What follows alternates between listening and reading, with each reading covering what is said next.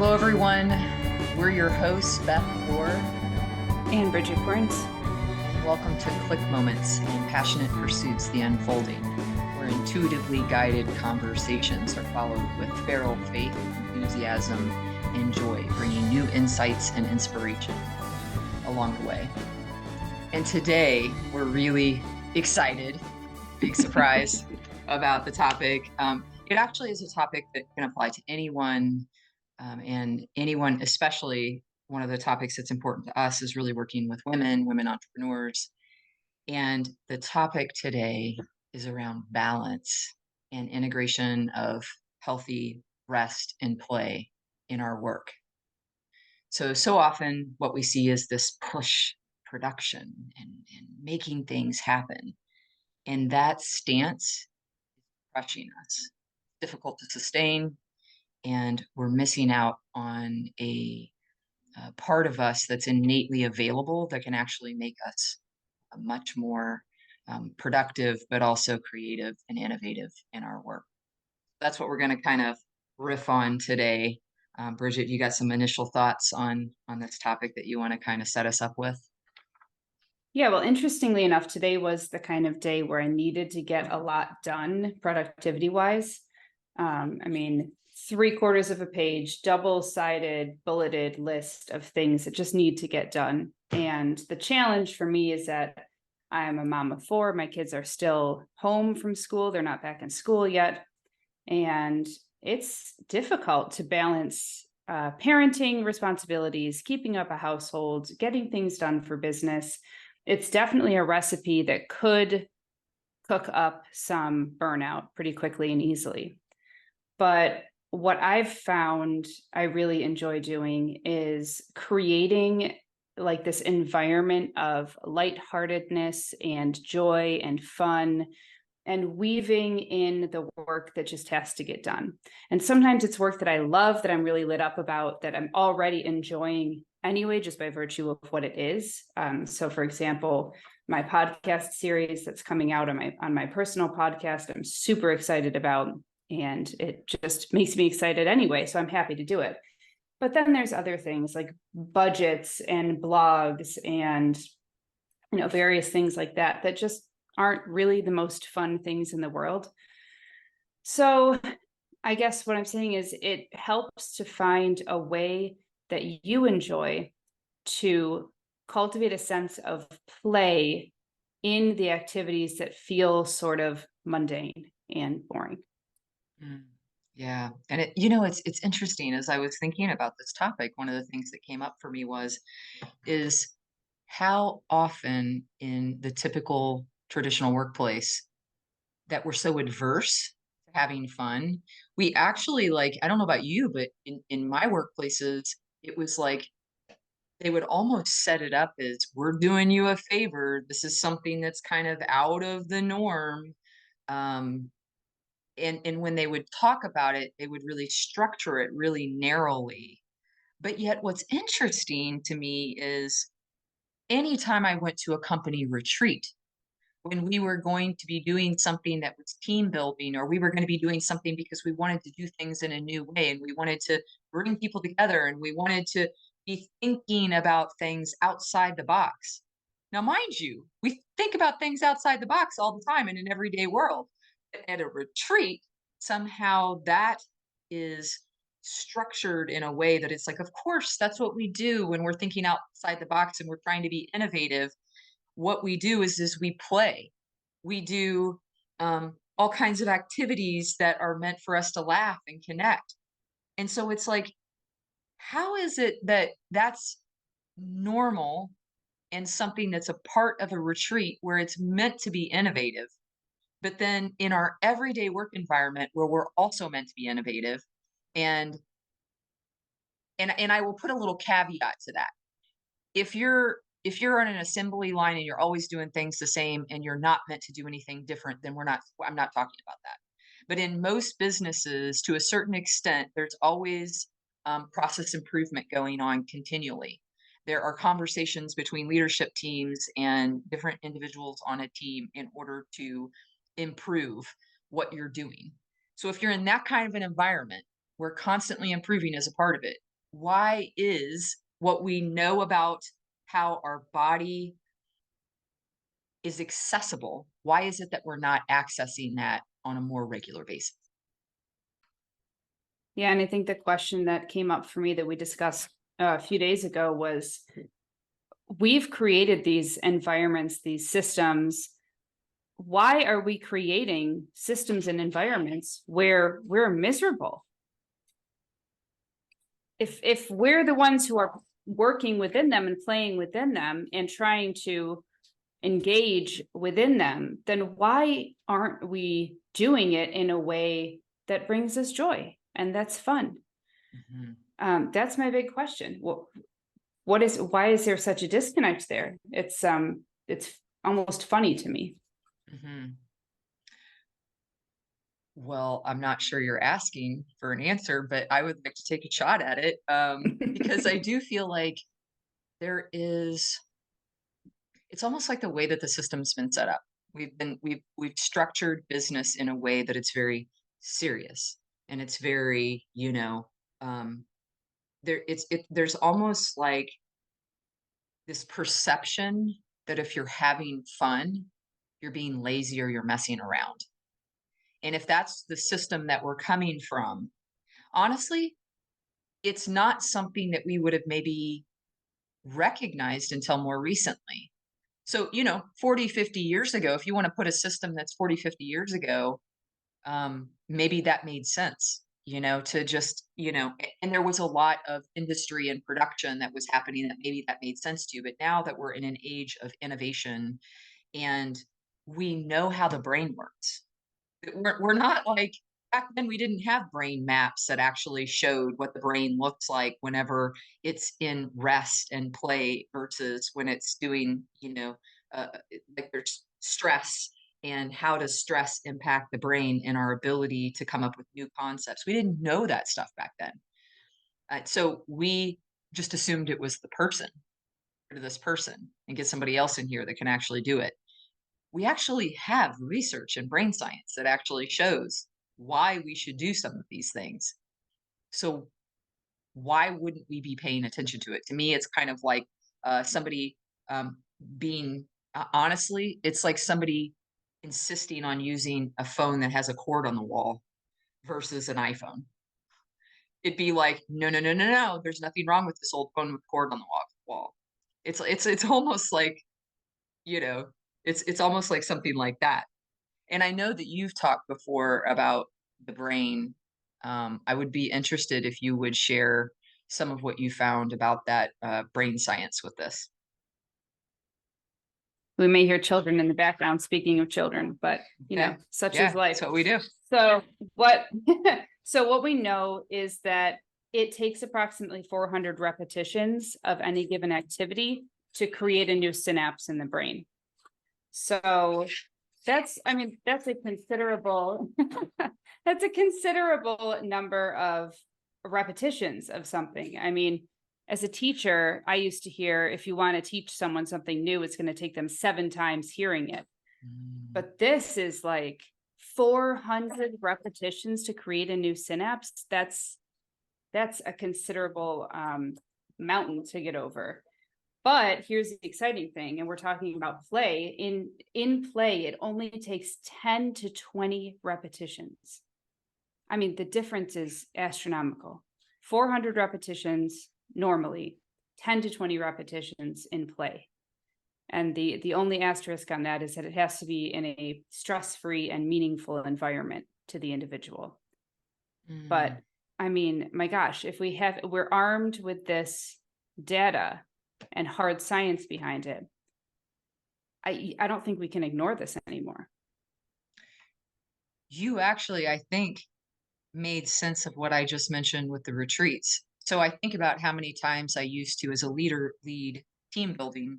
Like if you'd see that the new teams, like maybe new team members were coming in, or there was maybe some friction between an existing team, and I would do team building activities.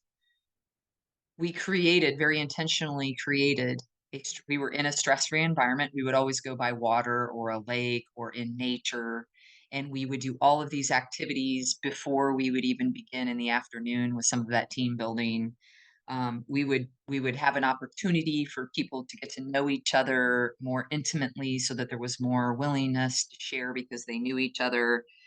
We would set up the intention for it was meaningful and important in their work for them to be working together, and this is why we were doing this activity. But it makes sense to me why it was successful, because in that kind of an environment, each person that's going around, this is the repetition, 10 to 20 repetitions in play, you have these mirror neurons that are happening. It's not just you experiencing it firsthand, but it's the mirror neurons of you experiencing it not just directly, but indirectly through your observations with other people. And especially women, when they stay connected in these types of environments where our innate wisdom is to reach and lean in towards each other and to connect. I think what happens is that that you are reaching this 10 to 20 repetitions. And so whatever your goal is, whatever it is that you're trying to do, whatever your input is, or what you're hoping to accomplish, if in that kind of an environment you intentionally know it, you don't have to wait for a retreat. You can actually take the time to structure in the day-to-day work environment something that facilitates that kind of experience and learning. Yeah, this is brilliant. Um, I was thinking, so I had pulled up an article that I wanted to reference, and this is called "A Brain Motivated to Play," and it is insights into the neurobiology of playfulness. And the author is Stephen M. Sivy, Siviy. And the quote that I love says, "Playful social experiences as juveniles may provide an opportunity to develop flexible behavioral strategies when novel and uncertain situations arise as an adult." So there's a couple things that stood out to me when I read that. First of all, a really important thing for anyone who works with children or around children or parents children or anything, it's really critical that children get an opportunity to experience play. And we're moving away from their ability to do that the more we structure environments that are full of technology and distraction. Um, this is why you heard my child screaming, because they're all next door with a friend and they're running through the house and they're running outside and they're playing and they're having a great time screaming and everything else. But they're playing and they're engaged with each other and not with technology, and it's just so important to their development. And then the other thing that I thought about this was, oh, this is fascinating. So we develop these behavioral strategies as children, and then they come in handy. And this is like subconsciously come in handy. They come in handy as adults when we face novel and uncertain situations. That's every day in our work environments. Every single day, we're facing novel and uncertain situations. And our ability to meet those situations appropriately is formed in play.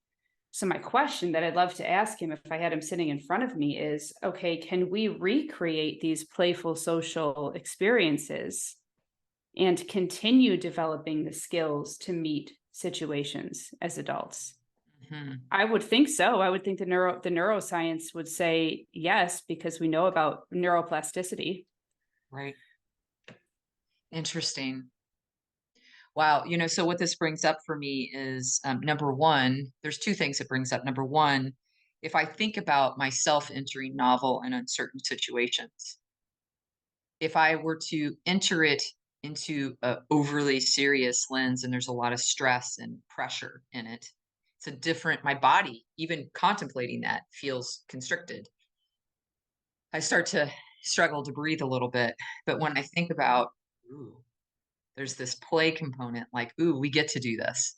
Whatever this thing is, even if it's a grant or something that we're going to be entering into, if there's a spirit of, ooh, we get to create, we get to like bring something together. If even just the thought of approaching it like play and there's an expansiveness to it. Like I feel myself opening up with that, right? And the second thing that kind of comes to mind as you were talking about this, I was thinking about I had a collection, a box in my drawer that when I would say, "Hey," when I get my teams together and I would say, "Hey guys, we are we got a potential grant. Hey, you know how you said you wanted money for this, this, and this? I think we're going to be able to do it. um, let's think about this. How could we hone this a little bit more?" And the first thing I would do is grab that box of, those little sticky things where you kind of go like this and they're, and they smack in your hand. And then there's yo-yos and there's goo and there's like bubbles and there's those little machines. You go like this with the balls and you got to get them in the hoop. I've got all this stuff and I just dump it on the middle of the table. Now, when I dump this on the middle of the table, I'm basically creating an environment for play. Now, I didn't know this brain science, but what I knew is that my team was going to create something from a space inside of them that was outside their day to day. I knew that their day to day was a little bit more stressful, and I wanted to get them into a space to where they were open, where they were receptive, right? And that's what that kind of thing. So when we're talking about play, we're not talking about you have to take your team water skiing in the afternoon or that you have to go play hoops. We're talking about how in the workplace can you create something that makes what you're doing activate these parts of the brain that make us creative, that open us up. Yeah, that's this. Oh man, so many things. The first thing that pinged me at the beginning of what you were saying was that we've both been in situations recently over the past year where we were applying to be part of groups or speaking or doing something that was really stressful and very out of the ordinary for us. I know that when I was heading into applying for this group that I really wanted to be a part of, I switched my mindset into this, like, this is fun, this is exciting, this is challenging me, and I love challenges. I love being stretched a little bit. I know that when I get stretched, then I get to be stronger and I grow in new areas. And it's kind of like that play mentality. It's not so much this is dangerous or this is scary, but this is stretching me and this is challenging me, and I enjoy the challenge that this is bringing up. That was the first thought. I'll let you riff. Okay, all right. So what that kind of conjured up for me is think about again, kind of going back to that analogy of, you have a body going into a very tense meeting versus a body going into the meeting where there's toys being plopped out onto the desk. Okay. If you have a issue or something that you're wanting to create, right? Here's the outcome that you want generally. Think about a stressed body, right? A stress body. So when you have this stress body, there's hormones. You've got this either a drip or a dump of stress hormones. You've got your nervous system is obviously what I'm saying is your nervous system is activated. There is this closed, fixed, we know from the brain that there's closed, fixed mindset. You're not getting the same kind of functioning in the prefrontal cortex. It's you actually are creating a closed environment in our bodies to be able to access or to in order to be able to approach this kind of problem versus if you have a relaxed body and you have somebody sitting there playing with something and they're smacking something and they're just like, playing with the Play-Doh and their nervous system isn't going off. They don't have stress hormones. The stress hormones, when I say that, what it means is your body is attending to survival. Now, how is it that you're supposed to be thinking about complex solutions or having an open mindset when your body is getting closer to itself? It's by definition not leaning in. It's actually closing in upon itself. And then you're asking people from this stance way out here to dip in and to try to get creative, but their brains are offline by just the pressure of, the way that you're handling it. But when you have this play, then you start to get people that are in a position to reach outside themselves. They're able to meet you and they're able to meet whatever this is that you're wanting them to take a look at with an openness and with their brain activated in a way that allows for them to respond creatively. So I'm going to play like devil's advocate for a minute, Mm, because I've had quite a few supervisors over the years who were really well intentioned, and I mean, I worked in education, so we know a lot of this, and we would implement a lot of this, at least in our classrooms. But when it came to writing curriculum or submitting, certification information or whatever the case may have been, it was, we have deadlines, we've got cost ceilings, we have requirements. There's no fun here because this has to get done and it has to get done by this time. And it was like that was it. And they wouldn't hear any other way of doing it.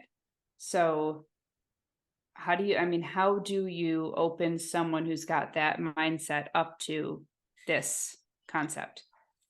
I think a couple of different things. Number one, there's balance. You don't always need play. If somebody like if you or I are working on a project and we find it stimulating, we find it interesting, it's engaging, you may not need play because you're already open and receptive. You're already in a space where your mind is freely flowing, it's engaged.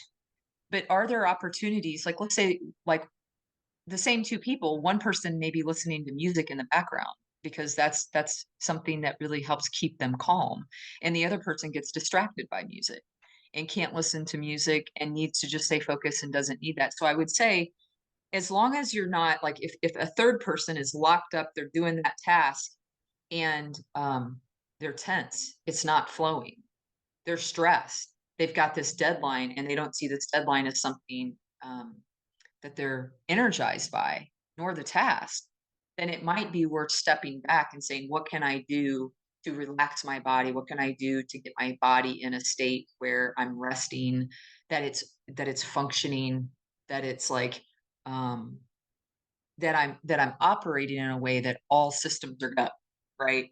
And so I do think that there's something to tuning in and paying attention to, is this needed?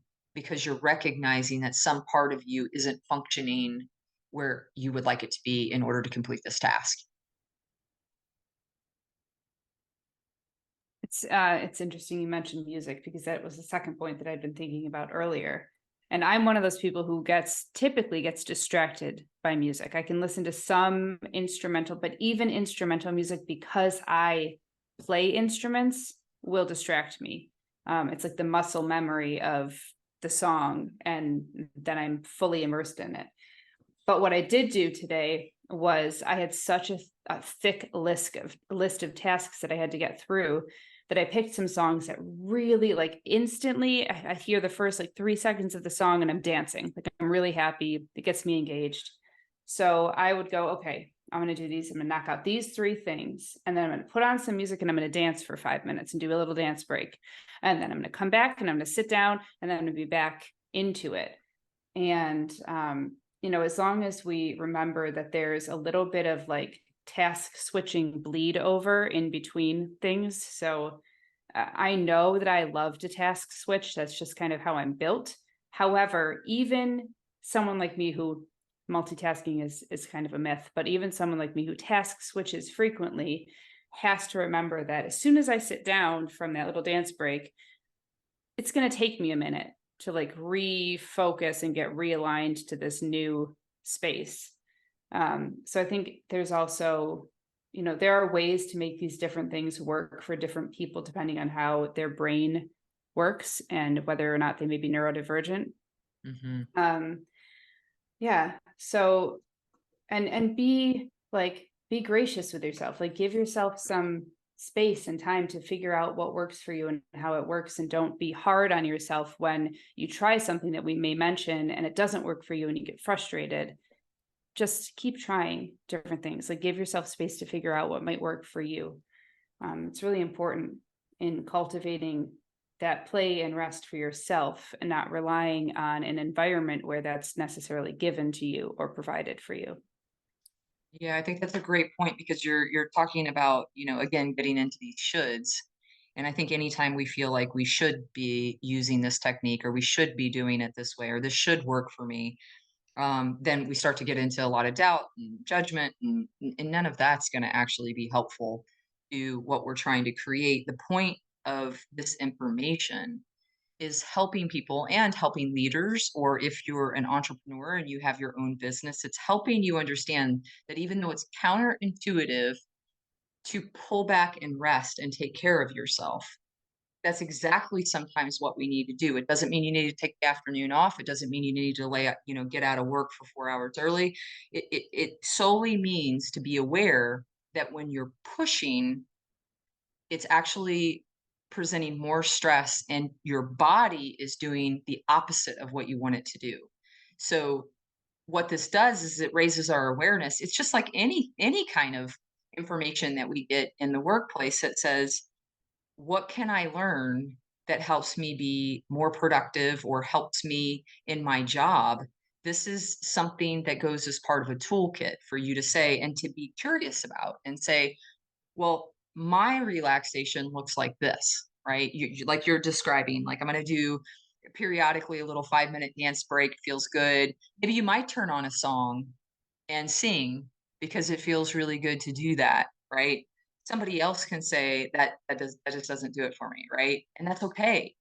But it's finding something in this model that I participate in at the past place that I was at. We had self care plans, and we would have 5 things on those, actually we called them safety plans. And what that was meant for our emotional safety at any given time, and just solely saying that when we noticed that our bodies were tensing up and stressed, it was something that brought to our minds, "Ooh, I need to take off the pressure a little bit like a pressure cooker. I need to let some of this steam out so that I can get my body at a baseline to where it's functioning, right?" And so creating like a short list of 4 or 5 things that you're doing is a beautiful opportunity. Yeah, I think I mentioned this to you a while back, like a couple of weeks ago, possibly, but it brought this up again for me. And that is when we get, there's stressed bodies, but then there's also just exhaustion, like just exhausted bodies. Like when we are lacking sleep and we're running on empty and we're trying to get things done that need to get done. Something I noticed was my exhausted body. The only thing that my body is gunning for is rest. That's the only thing that it's trying to do. It's just trying to get a little bit more rest so that I can survive, first of all, but then function normally. And if I'm trying to make my exhausted body perform, it's not going to turn out well. So I have a personal philosophy. If I'm going to do something, I want to do that thing well. I don't want to just get it done and just scratch the surface. Like I really want it to be my optimal work. And Mhm, the only way that something could be my optimal work when I'm exhausted is if I give space and time for myself to rest. I mhm. have to. Yeah. I think you're also bringing up, there's a difference between episodically applied, play, because you notice that in a particular day something comes up that you're feeling like, hey, I need to do something because I didn't expect this, but this I'm up here. And then there's the daily kind of work that we do in the morning. There's this daily, for me, I have a daily practice. I do certain things in the morning, and I try to anywhere between 30 to minutes to an hour, I try to have a certain routine that I do to put my body in a position to where it's going to function optimally. And on that list, because I'm a mind, body, and spirit, I have activities that address all 3 of those so that I can make sure that all parts of me are relaxed, activated, not tense, not distracted, and do that. So, for example, one of the things that I do is, I do at least 8 minutes meditation in the morning because that's the amount of time they've found that 8 minutes is what you can minimally do. That consecutively, there is a proven researched all the metrics. Like there's like 22 different ways that meditation positively impacts our mind and body, and they say that if you do at least 8 minutes a day over time, that it can meet those 22 outcomes. So try to do that meditation, stretching, just the basic, like not even working out, but just like stretching, making sure that your body is responding when you need it to, whatever that looks like given your tasks in a day. But everybody's different, how they get themselves ready to go for what they do. But the point is just to find activities that resonate with your particular spirit and who you are. When you're talking about the different kinds of cyclic rest, this pinged another thing for me that I studied when I was studying to become a coach, which was we have different rhythms that are constantly ebbing and flowing, different biological rhythms. They're microdian, ultradian, circadian, and then we get higher up, and it's like circalunar, which is like a monthly type of cycle. But there are different kinds of rest that kind of apply to each of these cycles. So, like an episodic rest, something during the day, breaks during the day where needed, would be more of like a microdian. Um, movement breaks or breathing breaks or even meditation breaks. And then we get to our daily, which would be our circadian or our diurnal, which is night and day. And then we kind of get into this bigger space like weekends and even vacations. Vacations kind of fall into the circalunar, like we like to get away for a couple days a month, or even bigger than that, I guess, if you take a longer vacation, but that almost gets into the sabbatical space Mm. where allowing time for sabbatical, which is an even longer break that as a teacher I used to get, but very few people Mm, actually take a sabbatical. right. Um, very few places actually allow for that.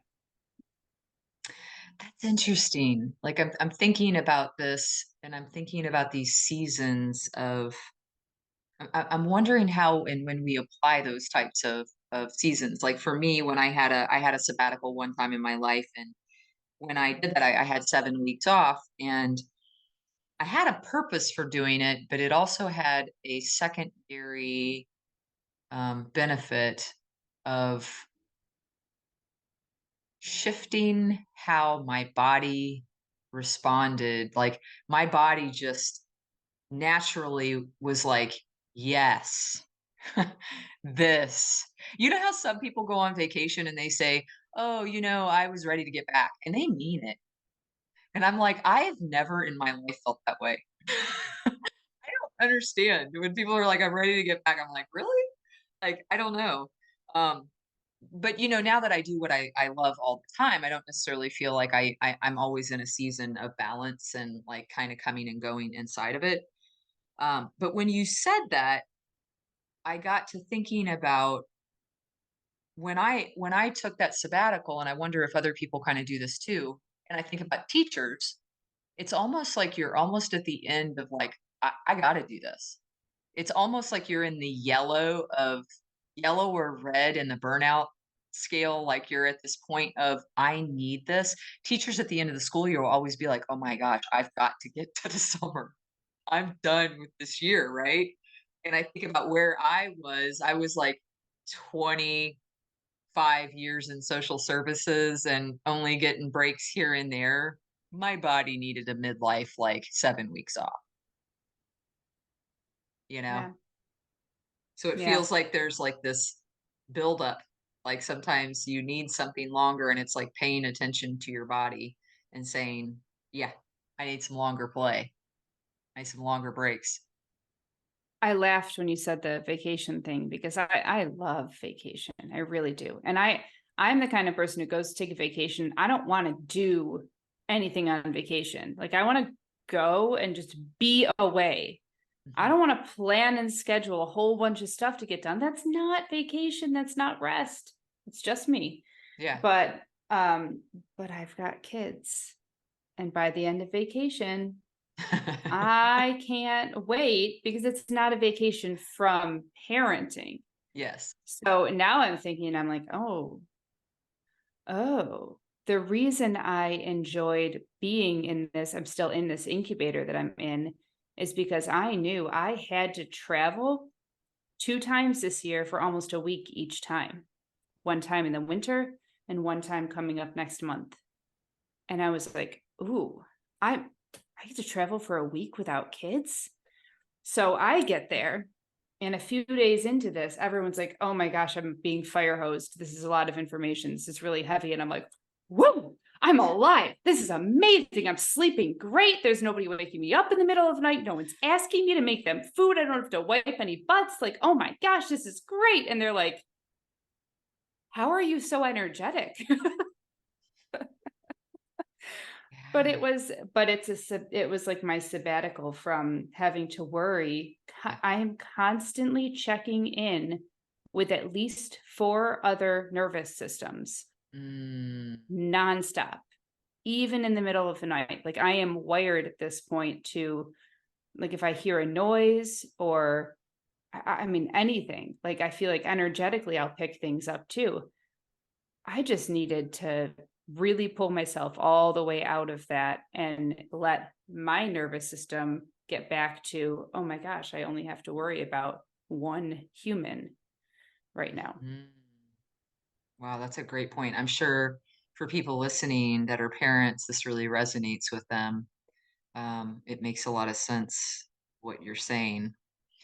It also brought up for me, and I wonder what you think about this. I have a colleague who, or somebody that I know that's an artist, and she posted on Instagram a picture of herself laying on her back with her feet up on the wall, and she was looking at a blank canvas. She has two teenage boys, so her kids are a little older than yours.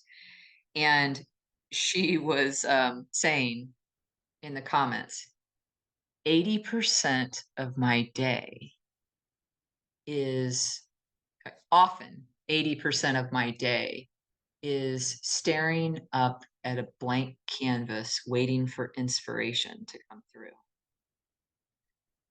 Now, when she said this, because this is to me like it's stillness, seemingly rest and not play, but it made me anxious. I was like, oh my gosh. Then I thought about it and I was like, well, of course she can't just get up and start making brush strokes and doing stuff and making stuff happen. I mean, it's almost like the piece of art would have that energetic experience within it.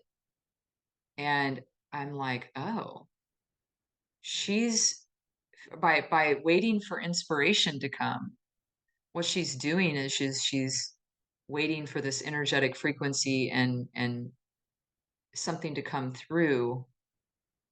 It just feels very playful and it feels very inspired and it feels very like the energy of that I think would translate to the receiver and the viewer of it, right?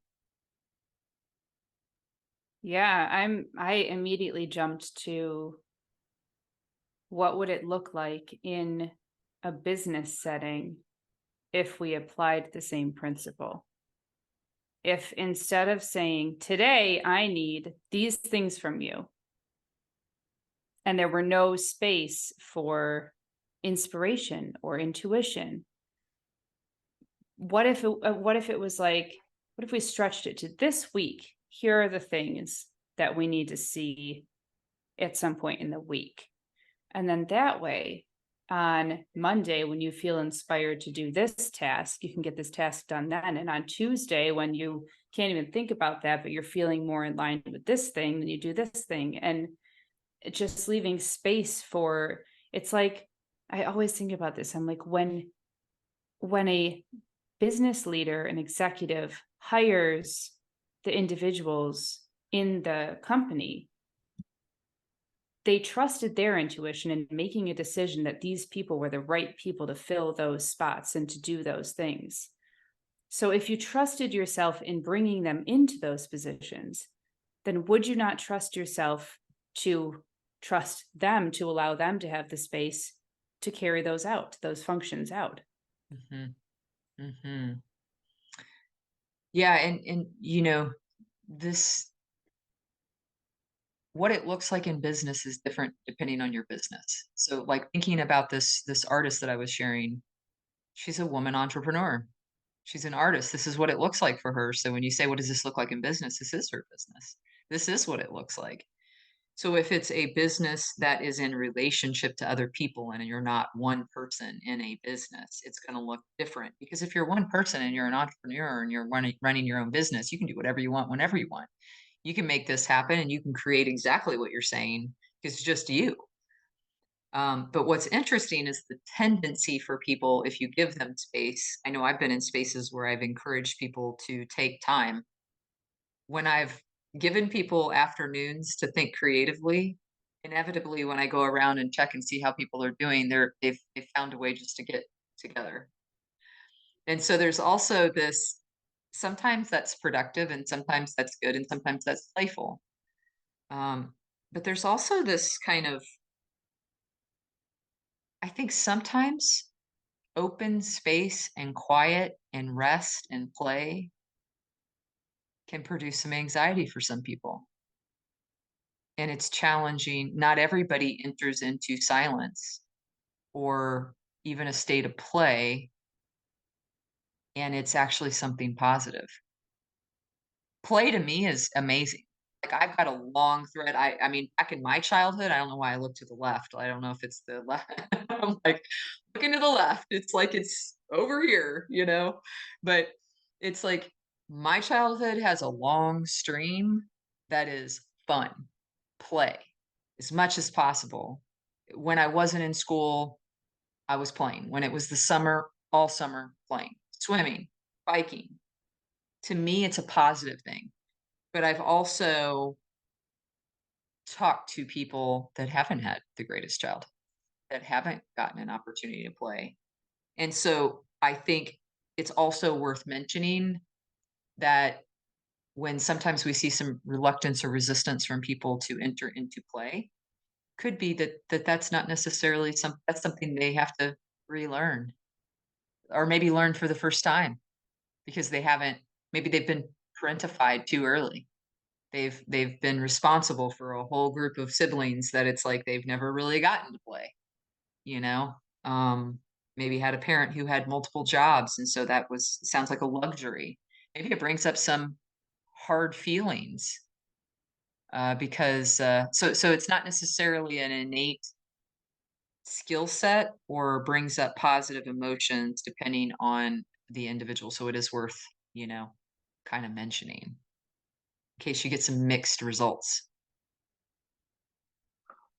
Yeah. So again, I guess my question would be then if we're leaving space to be aware of situations where people didn't get that same experience as a child, then how can we as business leaders and thought leaders and entrepreneurs, how can we foster that for people? Like, how can we create that for them then?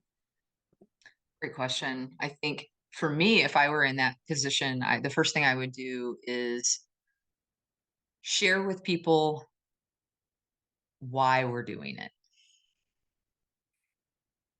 Oftentimes, what we're doing is actually responsive to what we're seeing. So if a team is experiencing stress, maybe they have a deadline or a new project or something coming up, and they're saying, I don't have time for this, or I don't know how to do this, or I'm scared. When we approach a new technique with the understanding ourselves of why we're applying it, but we don't give the context for why we're doing it, somebody could be like, "This isn't the time to play. This is making me more anxious. We're just getting further behind." But when you explain to somebody, "Hey, I've heard people say, I'm scared. I don't know how to do this. My body can't focus." Um, So what we're doing is offering you an opportunity to do work differently to where you're enjoying it, but it also the cool thing is it actually is responding to the very needs that you're asking for. But we just didn't know until recently that this was a thing. I think you get buy-in from people once they understand why you're doing what it is that you're doing. And then you can enter into so play looks different for everybody. What does it look like for you? What kinds of things? Let's throw out to everybody like, hey, what does it look like for you? What does it look like for you? What does it look like for you? And then start brainstorming as a team. And it's like popcorn. People start to like, ooh, ooh, ooh. And everybody's like, vibing off of each other because I think it's such an innate desire for us to it's a way to connect that feels good. It's not trauma bonding or stress bonding, but it's actually a way for us to connect in a way that is generative.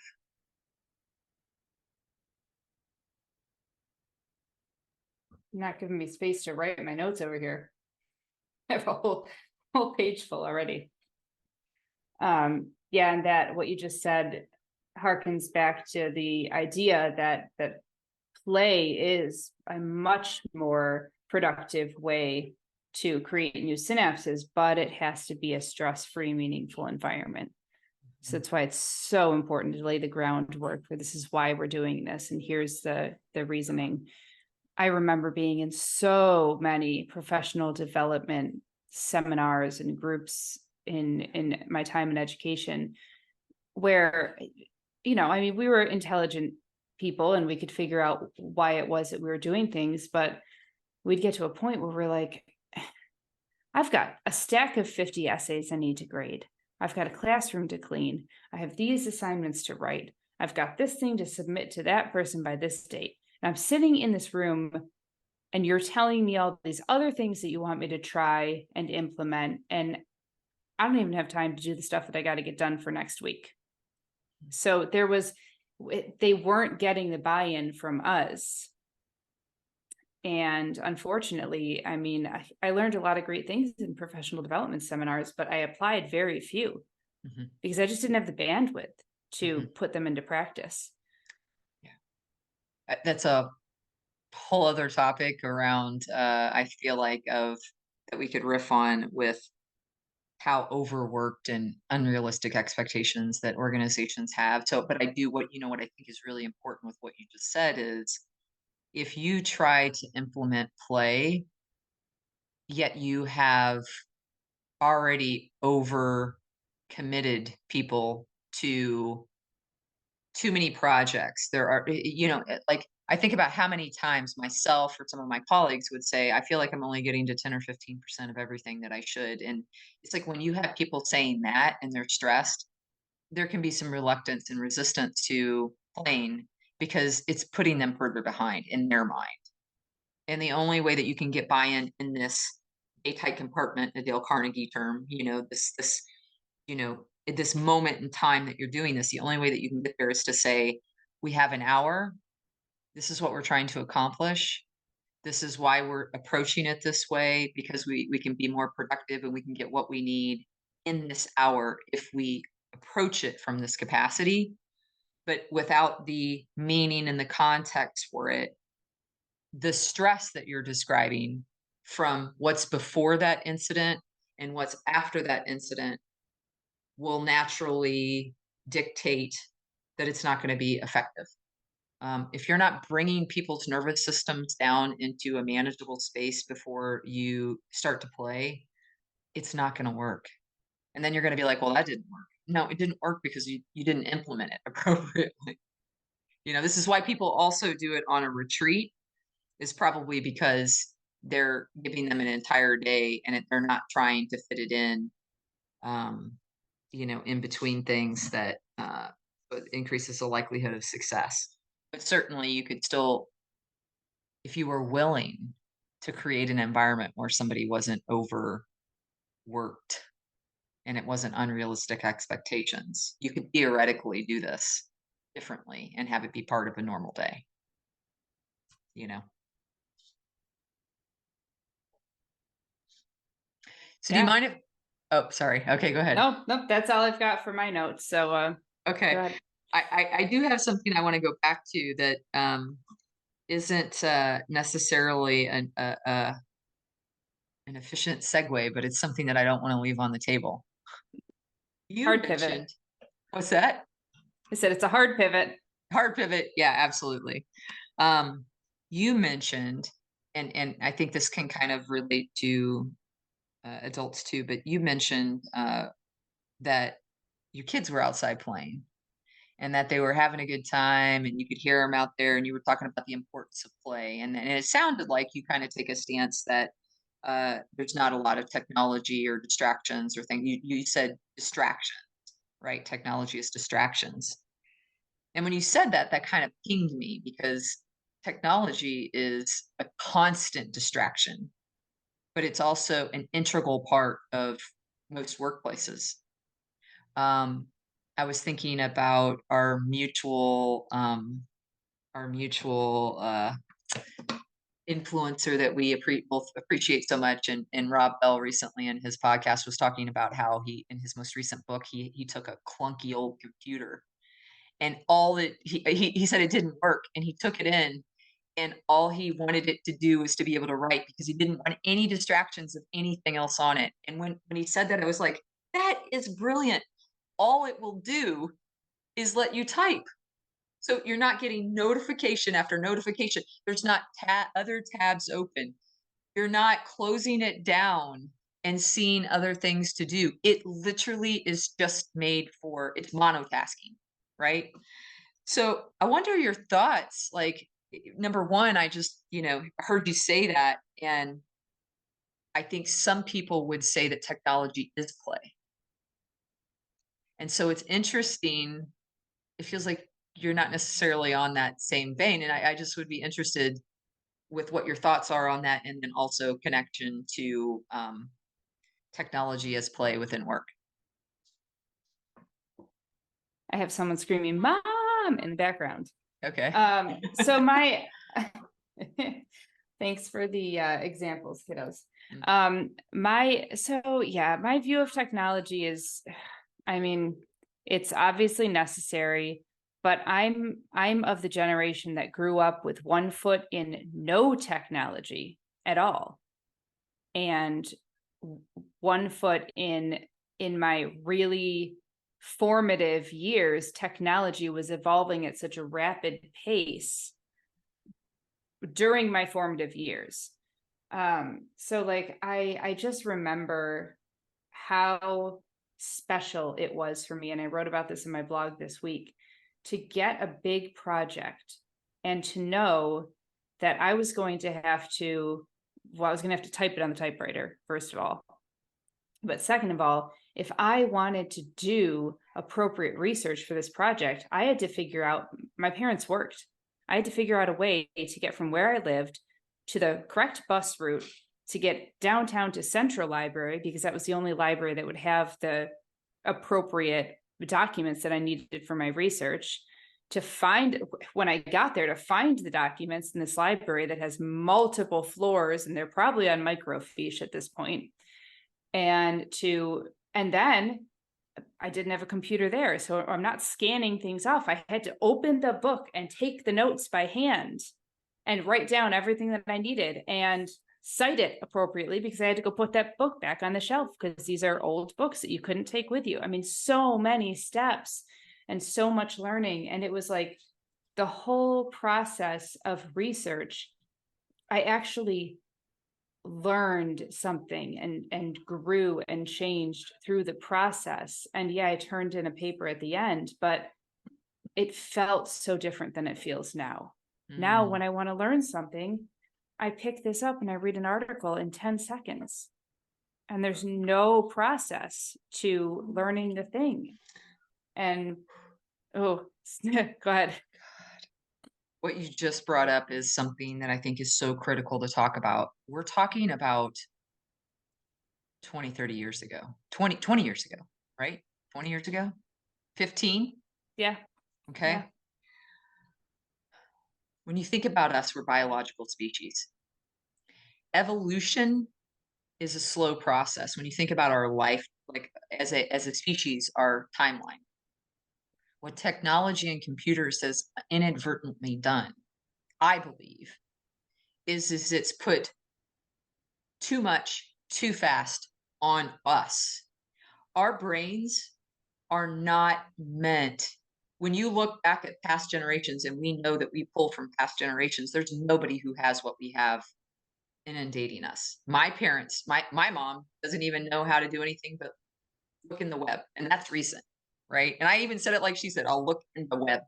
You know, like, but our minds are receiving, like, think about, to get that one article, you actually got to move your body. You got to have a slow transition to getting the information. You got to take in the information at a reasonable pace that your brain was able to absorb it. You got to do something else. You were absorbing that information as you were going back somewhere else, but it was slow and it was manageable. Our bodies, brains, are not meant to fire hose information. And we're like, boom, boom, boom, boom, boom, boom, boom. I want to know this. Oh, that reminds me of this. And ooh, this article tells me this, and I can go to this, and I can go to this. This is not meant to operate this way. So this is where we're starting to act like we're the very computers that we're using. Just because the computers can access information that quickly, even computers break down. Even computers get overheated. But I think what's happening is, and I say this because now more than ever, play is, we used to have it that it was part of the process of getting information and using our brains, that we would have enough time to pause, that would give it the resting period it needed to absorb and enter that information into your long-term memory. Now, most things don't get past your short-term memory. And so it becomes more important than ever to rest, because you have to be able to give this organ some time to process, right? Because we're not computers. We don't do it instantaneously. So I just think that it's more of a case for rest and play, because our bodies now more than ever need it, given the demands that are on top of us. If we're trying to apply what we did 30, 40 years ago, we're not operating business-wise how we were 30 or 40 years ago. So it's an antiquated model. And if we're going to have this level of inundation, then we need to acknowledge that we need to do things differently so that we don't burn out these bodies, and which we're a resource, you know, in business. Yeah, that what you said, I just pulled up another fact that I remembered, and it's that the human brain can process 11 million bits of information every second, but the conscious mind can only handle 40 to 50 bits of information a second. And over the course of a lifetime, it's estimated that the modern human brain will hold up to 1 quadrillion pieces of information. Wow. And that's the average brain. Average. Yeah. Yeah. Okay.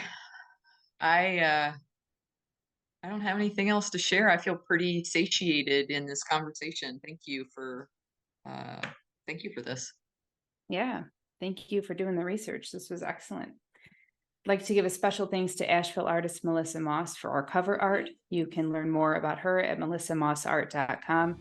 Thank you to Cloud Cult for our intro and outro music from their song, There's So Much Energy in Us. Learn more about Cloud Cult at cloudcult.com.